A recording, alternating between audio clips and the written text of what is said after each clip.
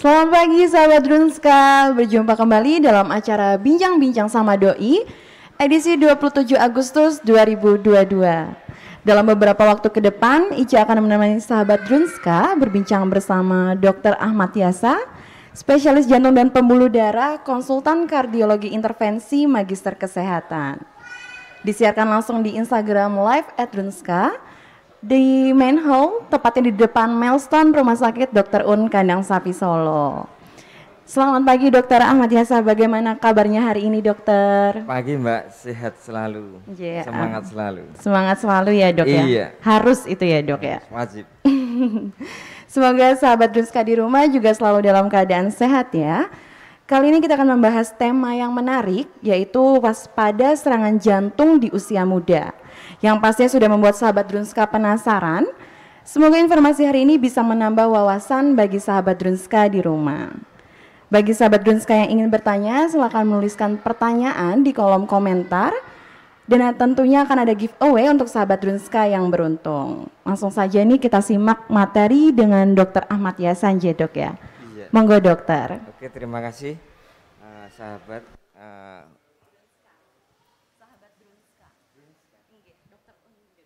Sahabat Dr. Uns ya. Jadi pada siang hari ini kita membahas pentingnya Anda tahu tentang apa sih serangan jantung, terutama pada usia muda. Jadi kasus-kasus serangan jantung pada usia muda ini terutama di Solo ini sangat-sangat tinggi, Mbak. Ya, jadi saya juga dinas di Rumah Sakit Muardi itu kasusnya itu kurang lebih 10% ya, pasien dengan serangan jantung itu tidak hanya pada usia tua ya. Definisi usia ini adalah kurang dari 40 tahun. Jadi orang-orang yang masih produktif ya, masih produktif ya. Jadi kita menginjak topiknya ya, apa itu serangan jantung? Jadi serangan jantung itu adanya ya suatu gangguan jantung serius karena otot jantung tidak mendapatkan aliran darah sehingga beberapa otot jantung akan mengalami suatu kematian. Jadi kita bisa bayangkan apabila ada suatu irigasi ya, sawah persawahan ini tertutup ya, istilahnya area irigasinya, pasti tumbuhan atau padinya itu akan mengalami kematian. Begitu juga adanya suatu serangan jantung ya. Serangan jantung ini dikarenakan karena adanya suatu penyakit jantung koroner, di mana pembuluh darah jantung koroner. Jadi otot jantung itu diberikan aliran darah melalui pembuluh darah atau pipanya, itu namanya pembuluh darah arteri koroner, di mana di sini terjadi suatu sumbatan baik dari kerak kolesterol, kerak gula, dari kerak rokok ya, itu bisa terjadi. Dan ini bersifat mendadak ya, namanya juga serangan. Otomatis kadang kita lihat ya, orang istilahnya di sekitar kita, orang Jawa bilang angin duduk. Iya, betul ya. Dok. Jadi kejadian serangan jantung ini di area di era 17-an ini sangat banyak, Mbak. Kenapa? Orang yang dalam kondisi punya faktor risiko, dia ikut kerja bakti, dia ikut lomba 17-an badminton, dia ikut tarik tambang, ikut jalan sehat, di mana sudah ada faktor risiko ya. Terus ikut itu, tiba-tiba istilahnya terjadi sumbatan total di pembuluh darahnya, akhirnya ya itu tadi cuma dikasih teh hangat ya, duduk tidak ada, makanya disebut suatu angin duduk kalau di Jawa ya. Jadi ini harus diwaspadai. Kenapa harus diwaspadai seperti tadi? Karena kejadian ini sangat-sangat banyak ya, apalagi pada usia yang muda. Kenapa? Karena ketika terjadi serangan jantung, tadi saya bilang bahwa otot-otot jantungnya akan mati. Otot jantung akan mati, terus terjadi apa? Ya, misalnya ini penuh otot ya, jadi jantung itu sebesar kepalan tangan kita ya, satu kepalan ini. Katakanlah otot yang mati itu hampir 50%.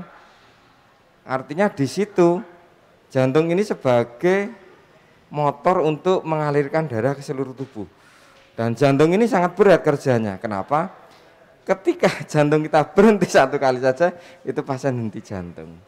Ya, kita bayangkan, ya ini kita cerita dulu tentang kerja jantung. Bagaimana setiap menit ya jantung itu minimal memompa 60 kali per menit, Mbak.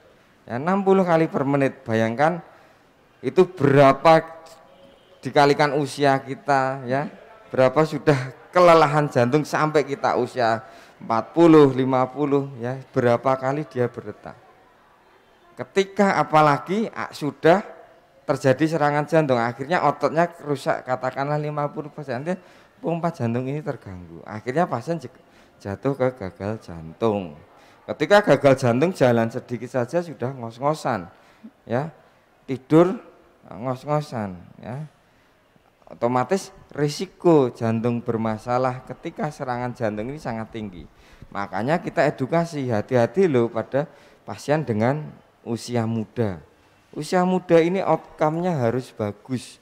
Ya, pasien serangan jantung harus bagus. Maka dari itu sahabat dokter ini harus tahu apa sih yang menyebabkan serangan jantung seperti itu. Ya. Ya, di slide sudah ditunjukkan faktor risiko dari serangan jantung. Ya, ada 2 faktor, yaitu yang bisa dimodifikasi. Artinya kita perbaiki lah ya, kita perbaiki dari diri sendiri. Yang pertama adalah merokok. Ini adalah risiko sekali terjadinya terjadi suatu jantung koroner. Pada pasien-pasien yang diabetes, belum tentu orang yang kurus tidak terjadi diabetes, belum tentu. Risiko diabetes itu juga terkena pada orang yang istilahnya tidak gemuk dan masih muda, orang yang mager, kurang aktivitas. Waduh. Ini banyak sekali, Pak. Jadi kalau dokter biasanya tidak, karena visitenya banyak. Betul, Dok. Di ruangan-ruangan itu, jadi minimal kita itu sebaiknya olahraga itu, nanti ada slide-nya juga, setengah jam, Mbak. Setengah jam. Ya, direkomendasi guideline itu sebenarnya 50 menit, tapi ya kita ketahui lah, kita nggak memaksakan seseorang untuk benar-benar sampai 50 menit per hari. Itu yang bagus. Artinya kita ya minimal setengah jam itu harus ya entahlah, olahraga yang istilahnya ritmenya teratur, olahraga yang aerobik. Ya, itu penting ya, rutin. Nanti saya ulang lagi. Jadi merokok, diabetes, orang yang kurang gerak, obesitas ya, orang gemuk ini tetap apapun berisiko terjadinya pembuluh darah bermasalah, karena di situ terjadi pembuluh darah, kekakuan pembuluh darah karena dia gemuk ya, jadi pembuluh darahnya enggak bagus. Kolesterol yang tinggi, terutama kolesterol jahat LDL, dan tekanan darah yang tinggi. Ya, jadi intinya beberapa tadi akan menyebabkan kerusakan dari pembuluh darah, akan menyebabkan kerak dari pembuluh darah. Itu yang kita bisa modifikasi. Artinya kita bisa memperbaiki kok dengan tidak merokok, dengan mengurangi asupan gula kita, dengan aktivitas fisik minimal setengah jam, ya, dengan kita kurangi berat badan kita ya, mungkin dijahit mulutnya nggak makan, banyak minum air putih ya, kolesterol tinggi dan tekanan darah yang tinggi, ini kan bisa kita modifikasi nanti ya. Tapi ada beberapa faktor yang istilahnya itu istilahnya dari Tuhan diberikan ke kita, yang ya itu rezeki ya, tetap kita harus istilahnya aware atau waspada. Enggak perlu di masa yang pertama adalah ras dan suku. Ini biasanya kalau pada ras Asia itu resiko terjadinya jantung koroner lebih tinggi. Ya kan, memang tipe pembuluh darahnya enggak lebih besar. Terus yang kedua adalah genetik dari istilahnya orang tua kita ya. Risiko istilahnya orang tua kita terjadi jantung koroner, otomatis ya kita berbahaya terjadinya suatu jantung koroner. Artinya nanti kalau ya orang tua kita atau kita dapat istilahnya calon istri, calon suami, ya tanya dulu bapak ibunya ada faktor risiko enggak gitu. Ya tapi itu yang istilahnya kita bisa lah nanti kita perbaiki. Dan usia Mbak. Jadi pada usia tua itu tetap ya apapun. Jadi pembuluh darah jantung itu seperti pipa. Artinya makin lama dipakai ya akan ada keraknya kan seperti itu ya. Semakin tambah usia otomatis semakin risikonya jantung koroner lebih tinggi. Terus faktor laki-laki ya, jadi laki-laki makanya Anda lihat di ICVCU atau intensive care kardiovaskular ICU-nya jantung, rata-rata yang terkena jantung adalah pasien dengan usia muda laki-laki atau usia tua, bisa laki-laki atau perempuan. Jadi menopause, hormon estrogen ini juga melindungi dari pembuluh darah. Jadi dia bersifat baik untuk permeabilitas pembuluh darah, dia melindungi dari adanya suatu sumbatan jantung. Jadi jarang sih pada istilahnya wanita usia muda terjadi serangan jantung. Itu sangat-sangat jarang ya, itu sebagai faktor risiko. Ya, jadi sahabat Dokter Un ini harus tahu risiko-risiko tadi ya. Tak ulangi lagi. Pokoknya ya sebenarnya mudahnya adalah yang jelek-jelek harus Anda hindari ya. Mudah itu. Orang-orang awam tuh bisa. Kolesterol tinggi itu pasti masalah, hipertensi itu masalah, Betul. gemuk itu pasti masalah, merokok itu pasti masalah, diabetes itu masalah, itu harus kita singkirkan ya. Jadi sebenarnya orang-orang awam itu sudah tahu. Nah terus setelah tahu faktor risiko dari problem tersebut, kita harus tahu nih apa sih yang istilahnya tanda dan gejala seseorang ini kena suatu jantung koroner seperti itu ya. Jangan sampai Anda istilahnya katakan itu cuma angin duduk ya. Angin duduk itu bahaya sekali ya. Hampir semua angin duduk bablas, tidak ada, itu kan berisiko sekali. Yang pertama adalah nyeri dada pasti ya. Kecuali pada pasien-pasien dengan usia tua atau pasien-pasien dengan diabetes, itu keluhan nyeri dadanya itu biasanya tidak ya, tidak khas ya, tidak khas sekali ya. Tapi ketika rata-rata itu nyeri dada. Nah, nyeri dadanya di mana? Di sebelah kiri ya. Dan itu bersifat ya berat ya, seperti tertimpa berat-berat, seperti tertindih, seperti terikat ya. Jadi ini bersifat berat banget ya.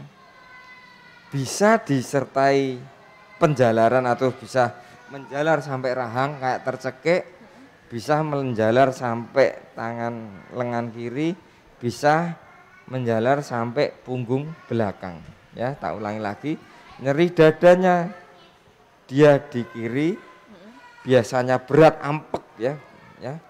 Kalau nyeri dadanya sengkring-sengkring itu biasanya ya ada jantung koronernya, tapi bukan suatu serangan jantung yang berat. Ya cuma serangan ringan biasanya ya, tertusuk. Tapi kalau berat ya, tertimpa berat-berat, tertindih, terikat ya sampai ke rahang. Dan keluhan ini tidak semuanya muncul, artinya cuma berat tok bisa ya.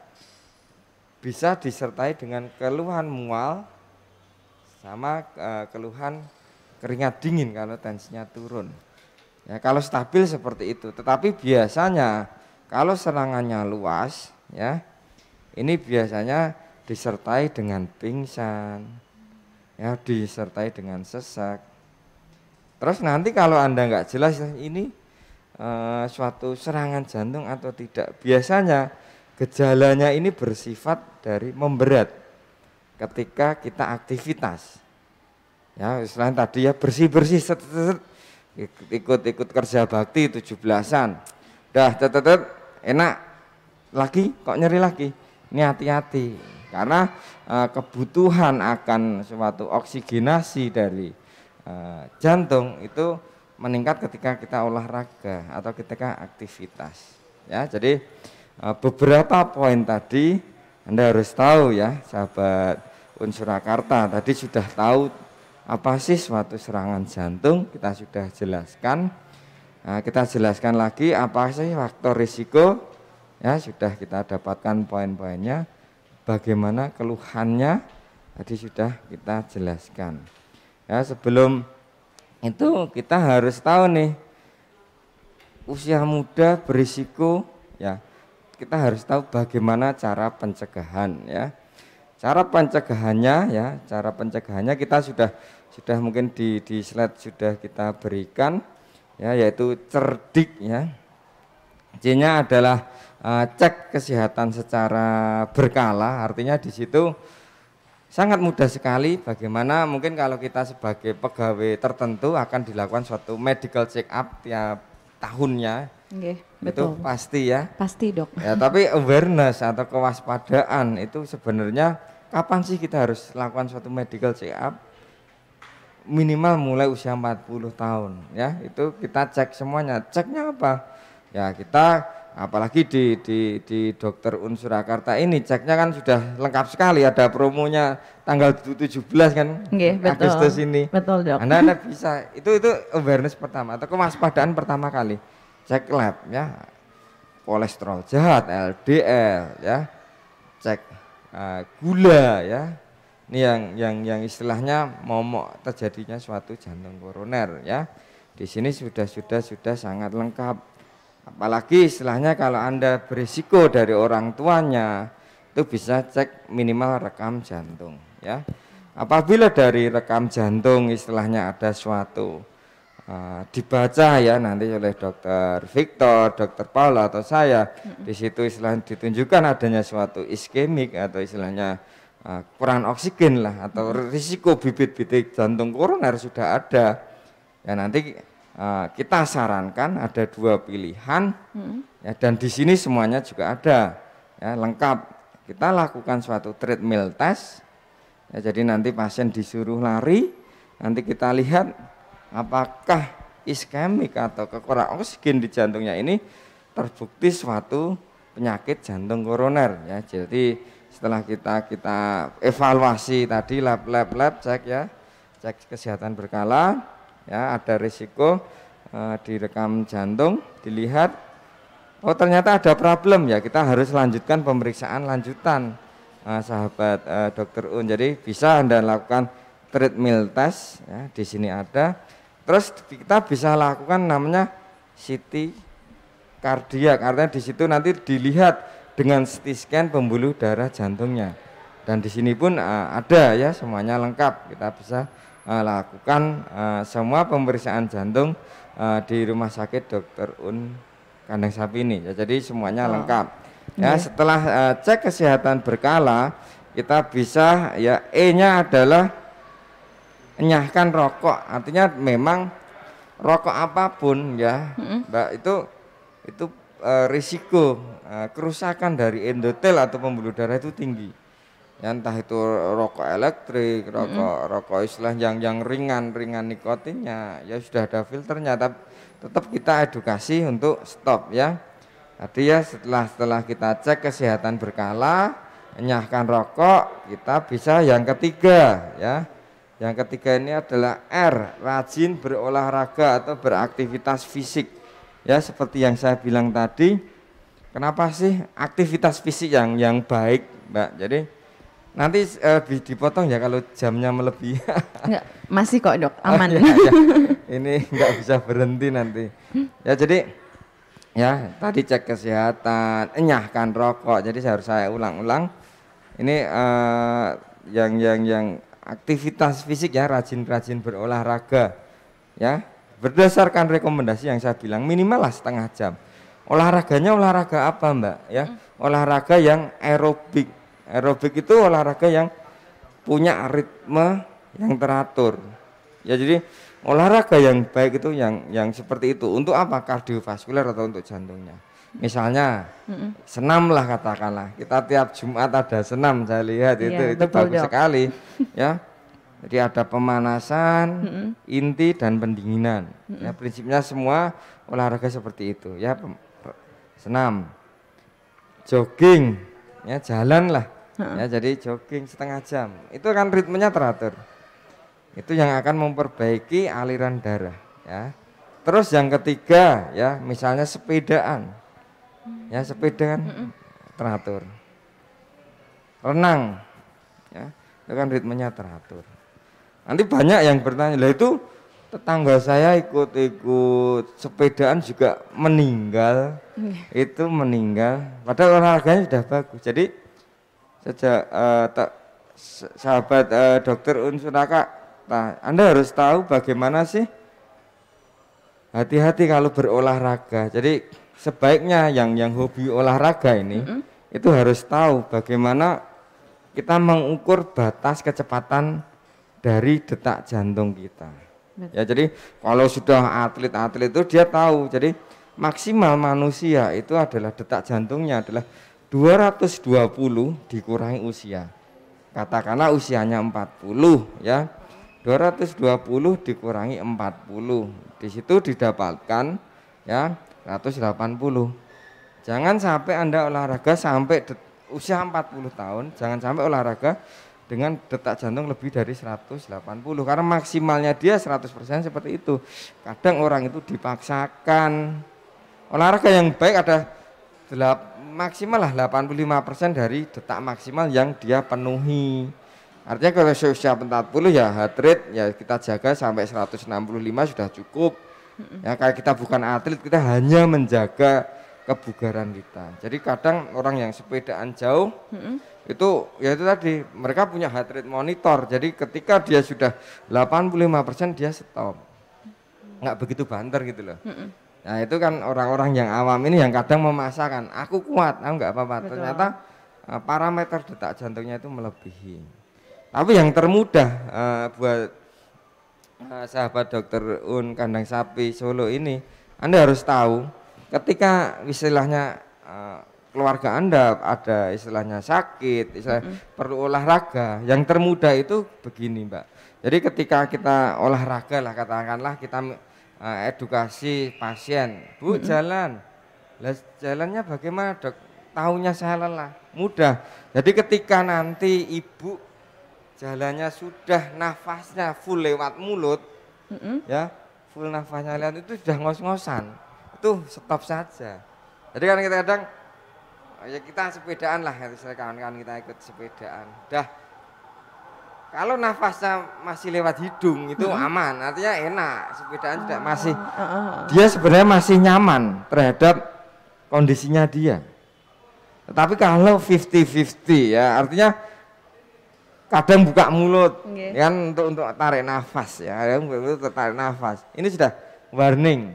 Tapi kalau buka mulut itu sebenarnya istilahnya alarm, udahlah lu istirahat aja, kamu istirahat aja seperti itu. Oh gitu. Ya jadi olahraga itu juga ada aturannya. Terus kadang saya hobi badminton. Kenapa dok kok serangan jantung pada orang yang sering badminton, tenis, voli? Karena dia gerakannya diam bergerak. Artinya di situ kebutuhan akan oksigennya itu tidak perlahan naik gitu, tidak seperti organ aerobik, tapi dia set. Jadi kadang kebutuhan langsung cepat. Jadi kan kita istilahnya nyemes gitu kan, pindah ke sana harus melompat gitu, diem lagi. Itu yang istilahnya risiko terjadi serangan jantungnya di situ. Makanya kita boleh istilahnya olahraga yang happy, rekreasi ya, yang kompetitif boleh, tapi secukuatnya saja. Artinya itu rekreasional. Ya, kita ketahui juga kemarin istilahnya terjadi serangan jantung yang atlet itu kan juga karena seperti itu, karena memang kondisinya baru tidak fit ya. Nah, ulangi lagi untuk pencegahannya tadi yang pertama adalah cek kesehatan Anda, cek laborat ya, fisik sebisa mungkin tiap tahunan. Yang kedua adalah nyahkan rokok, rajin berolahraga ya. Yang keempat adalah diet ya, masalah diet sehat ya. Di sini pun ada kafe diet ya yang akan melayani Anda. Artinya di situ memang ya mudahnya seperti ini Mbak. Jadi Anda nggak usah baca, baik garamnya dikurangi, gulanya dikurangi, perbanyak makan sayur, mulai menyukai ikan. Apapun ikan itu, ikan darat boleh, lele, kakap, nila, ikan emas, ikan gurami itu tetap lebih baik daripada daging karena kolesterolnya akan lebih rendah.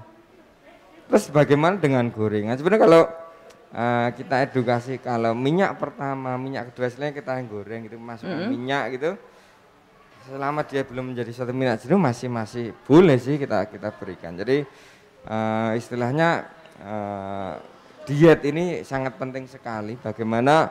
Karena memang ini adalah sumber bahan bakar kita. Ya artinya kita meminum solar sama meminum Dexlet atau Pertamina Dex akan berbeda. Ya artinya begitu juga kita ya. Kita jangan sampai dikasih jeruan terus, jangan dipakai kasih solar terus, pasti tubuh kita akan mengebul ya kayak itu. Jadi seperti itu aja. Ketika intake kita bagus, ya kadang parameter orang kita itu adalah kenyang bukan sehat. Jadi nggak nasi ya nggak kenyang, itu yang banyak, apalagi usia muda gitu loh.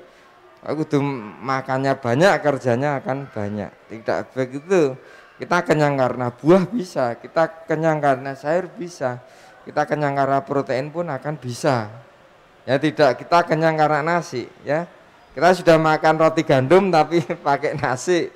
Ya kita makan mie ayam pakai nasi.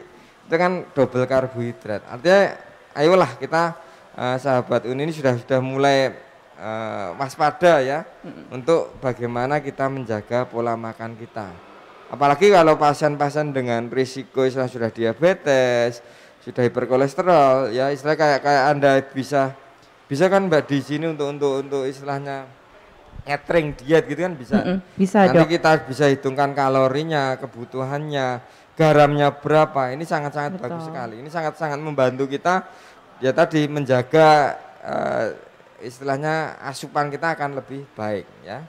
Jadi tadi ya cek kesehatan berkala, kita nyahkan rokok ya, kita tadi ya sudah rajin olahraga, diet yang baik, terus ini cerdik, istirahat yang cukup ya.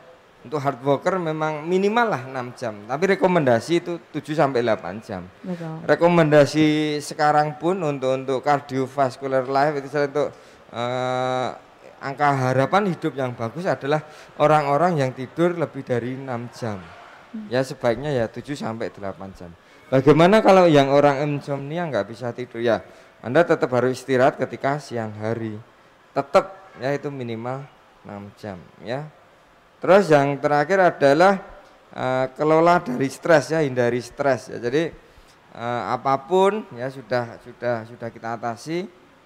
Problem paling banyak. Jadi pasien dengan timbulnya suatu serangan mendadak ini bisanya itu tidak karena suatu aktivitas fisik yang berlebih, tapi karena stres.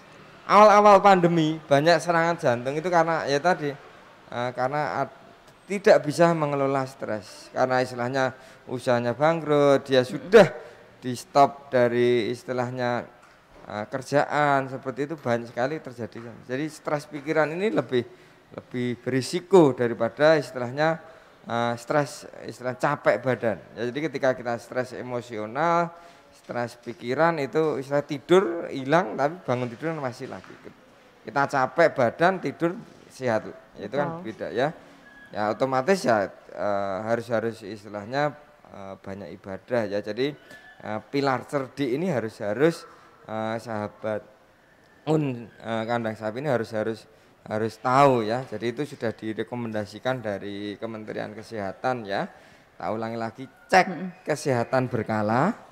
Oke, enyahkan rokok ya, rajin berolahraga ya, terus tadi diet ya. Betul. Diet, terus istirahat yang cukup sama kelola stres ya.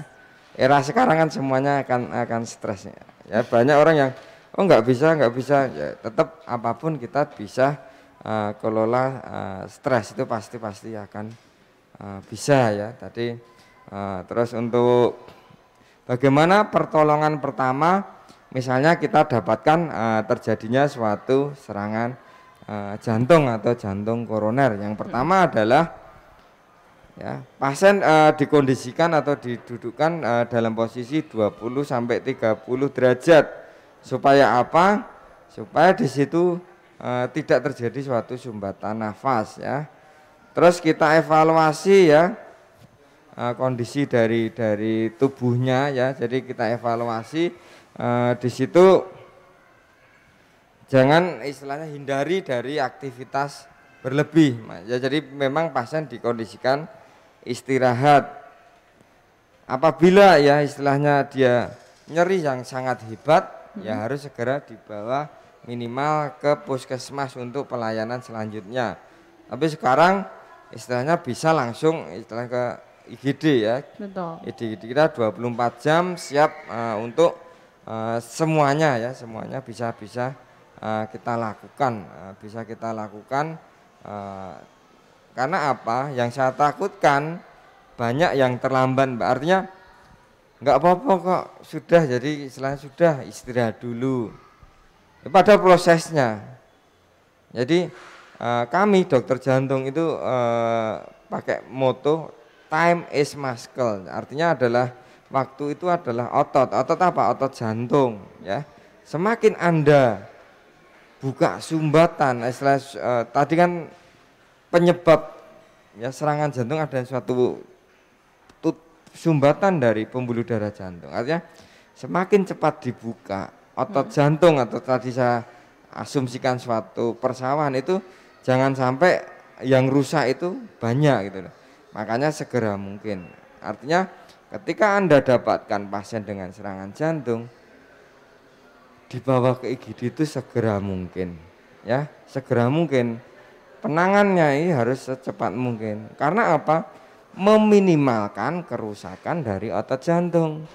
Ketika kerusakan otot jantung sudah terlalu lama, nanti apa? Timbul gagal jantung yang sulit diperbaiki. Ya, jadi rata-rata gagal jantung ini juga timbulnya karena suatu serangan jantung yang tidak diatasi dengan baik. Ya. Terus bagaimana ketika terjadi tadi ya? Nah, bawa UGD, direkam jantung di UGD, nanti diberikan beberapa obat. Ketika dokter UGD bilang itu cuma serangan ringan, ya syukurlah. Artinya jangan ragu-ragu lagi. Tek, nyeri dada yang khas tadi saya bilang, langsung ke UGD. Kalau normal ya syukurlah, Anda lebih baik seperti itu daripada Anda istilah kecewa ya, istilah ayah Anda atau keluarga Anda bawa segera ke IGD, sudah penanganannya terlambat. Hampir semuanya pasien dengan datang ke IGD itu sudah ada tanda apa, Mbak? Tanda keroan. Atasi dulu ya dengan sign atau tanda. Betul. Ya. Masuk angin bilangnya ya, angin Dok. duduk. Ya, jadi hampir sama itu akhirnya jangan Anda tunda.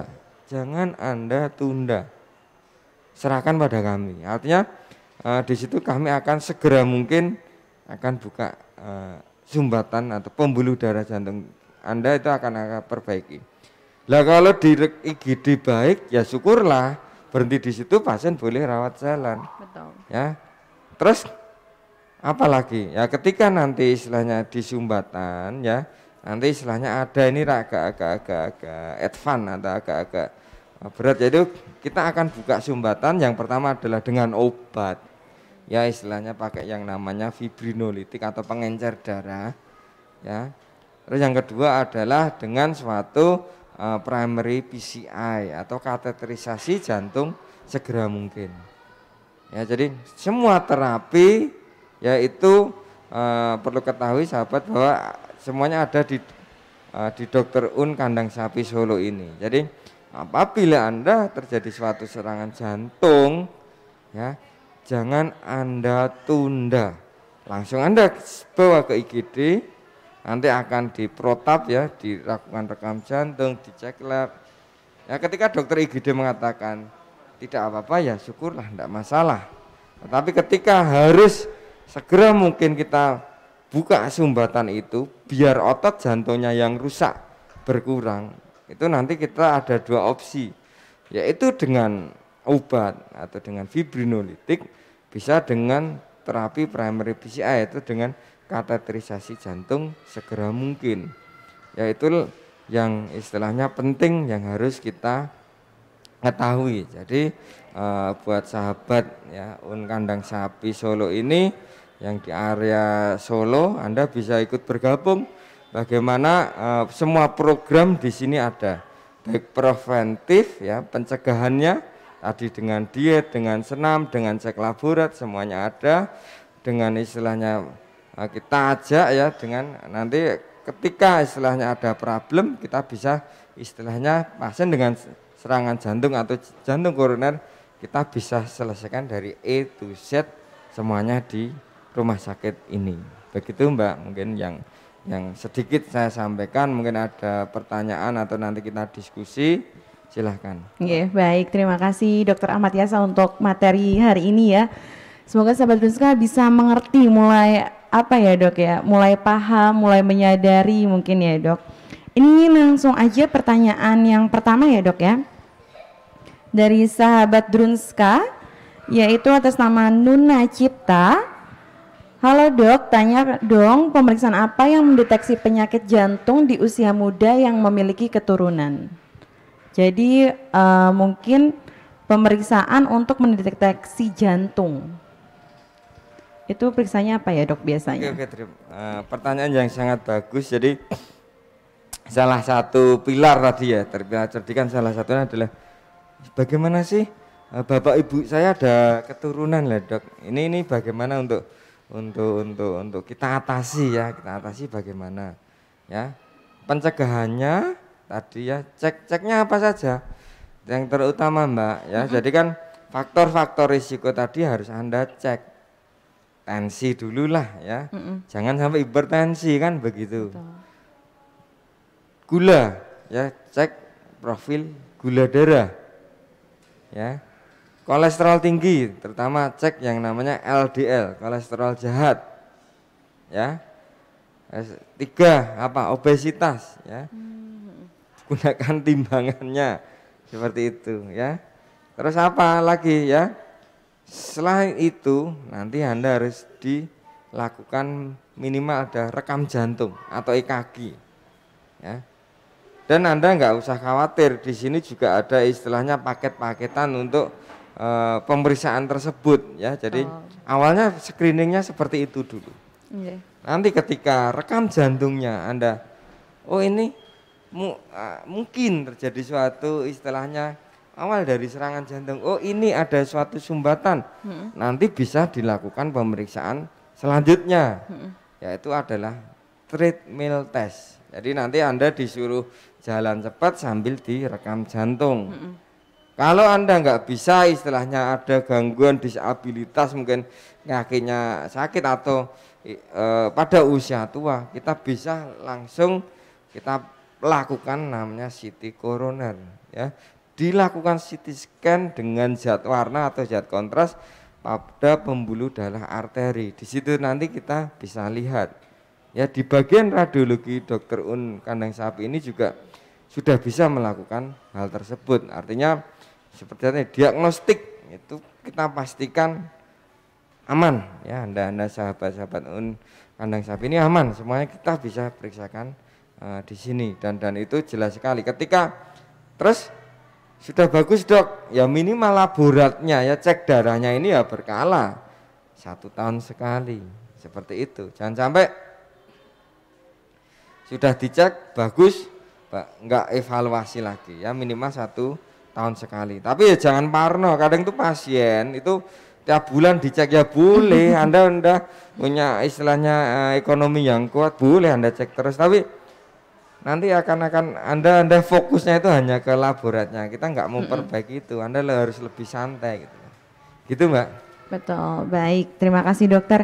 Selanjutnya pertanyaan dari Fiona Anjani. Dok, apakah ibu hamil yang memiliki riwayat serangan jantung bisa melahirkan secara normal?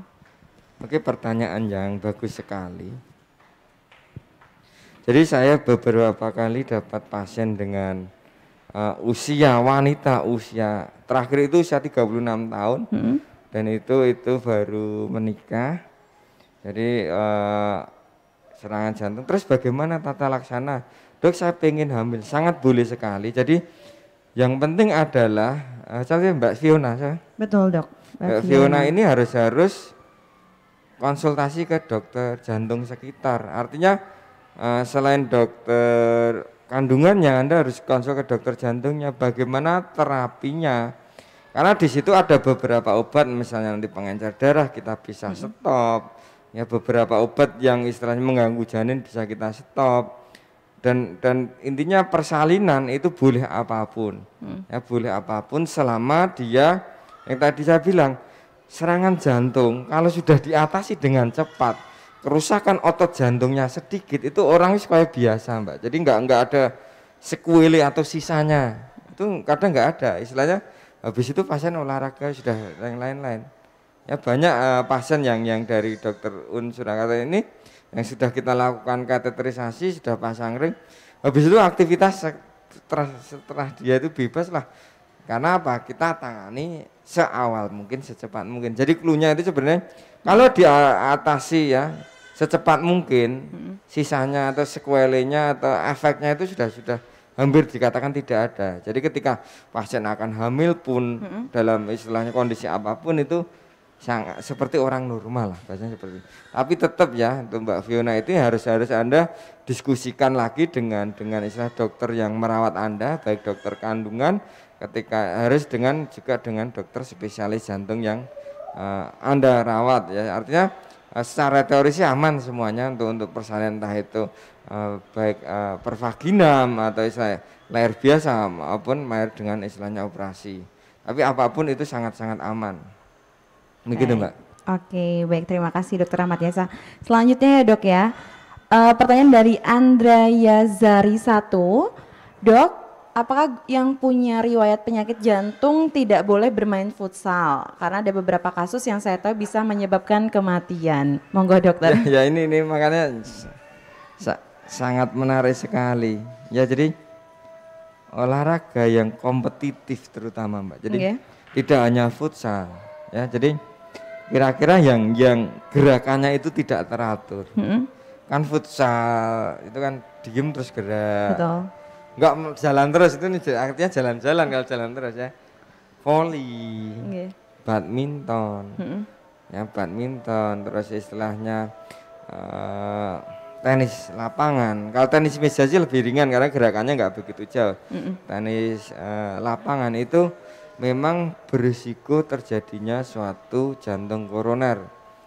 Kalau pada penderita yang sudah mengalami serangan jantung untuk melakukan olahraga kompetitif tadi, itu saya edukasinya Anda kudu siap kalah.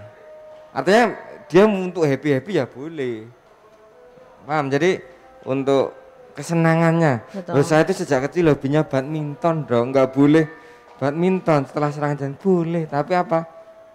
Ya kalau nggak nyampe ya sudah, yang penting gerakan nampleknya saja. Futsal ya boleh lah, istilahnya nendang tok ya boleh, artinya nggak usah lari terlalu berlebih, tapi itu tidak direkomendasikan. Kan yang takutkan adalah dia terlalu kompetisi, risiko ya, juga dilihat tadi misal yang saya bilang pasien serangan jantung diatasi segera mungkin, udah nggak ada sisa serangan jantungnya, bisa dia ikut ini pun tidak masalah. Katakanlah begini, jadi saya punya pasien hobinya itu sepedaan. Setelah 1 tahun itu dia juga sudah akhirnya kembali lagi bisa bersepeda, yang rumahnya Colomadu sudah sampai Tawangmangu. Wow.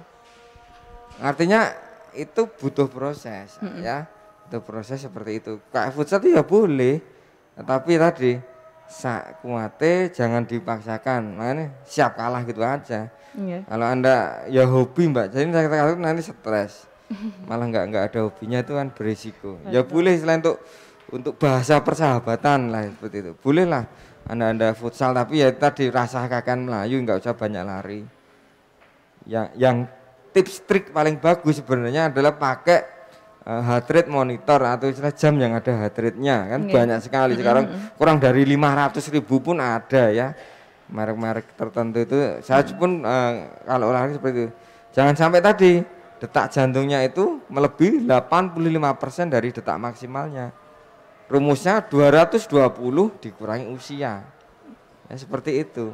Betul. Ya umur 40 futsal dilihat jamnya detaknya cepat ya jangan.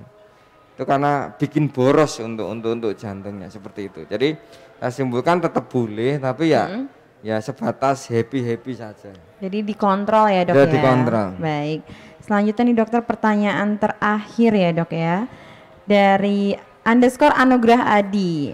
Dok, bagaimana pertolongan pertama ketika mengalami serangan jantung di kamar mandi? Oke. Jadi Mbak, trigger atau pemicu dari serangan jantung ini biasanya ada 4. Yang pertama adalah aktivitas fisik berlebih. Jadi artinya lembur, capek, kadang terjadi serangan jantung. Aktivitas stres emosional yang berlebih. Ya, terus terlalu banyak makan. Itu juga prone. Ya. Karena apa? Aliran darah yaitu akan banyak ke perut.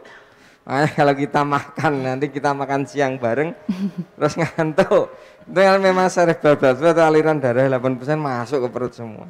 Ya. Jadi ya stres, aktivitas berlebih, terlalu banyak makan dan dingin.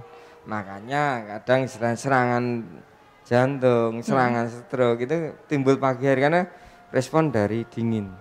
Bagaimana ketika istilahnya terjadi serangan jantung ketika mandi ya, ketika di kamar mandi, otomatis mungkin kita lihat respon pasien tersebut. Ya kalau masih bisa kontak dengan baik, ya Anda bahkan istilahnya diposisikan ya, ditaruh di kasur ya, diposisikan 2/3, jadi kasih bantalnya 3 ya, 3/2, posisi setengah duduk lah seperti itu. Ya sembari Anda langsung dibawa ke UGD. Ya seperti yang saya bilang tadi, semakin Anda cepat penanganan awalnya, semakin hasil akhirnya bagus, semakin komplikasinya sedikit. Kadang itu tadi datang sudah terlambat. Ya datang sudah terlambat, kita kasih pengencer darah juga tidak berhasil, kita kasih apa tidak berhasil. Karena apa? Ini setelah katakanlah sumbatannya sudah terlalu keras, sudah terlalu lama.